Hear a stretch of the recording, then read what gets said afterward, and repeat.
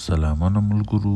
د سپرلي د باران بعد کوټه په خپل اصلي رنګ کې راوځي، ګلان وغوړېږي، روډونه صفا سي، خلک راوځي، نو د کوټې خپل یو اصلي رنګ ښکاره سي. نو په دا کې د مسلم خان لخوا د سوشل میډیا ملګرو ته لکه سمیع خان افشل، عبدالحمید توحیدي، جمال ترقي، دغه رقم ورسره محمد نعیم آزاد او فضل افغان او حنیف پښتوندار نور ملګرو او خپل څه قبایلي ملګرو ته په دا سپرلي په باران کې په خپل فارم هاوس کې ښه ډوډۍ پروګرام ورته برابر کړی و. په دا پروګرام کې د دا ملګرو سره کتنه او لیدنه وشوه. راسئ په مخکې په ویلا کې پرله سره وګورئ.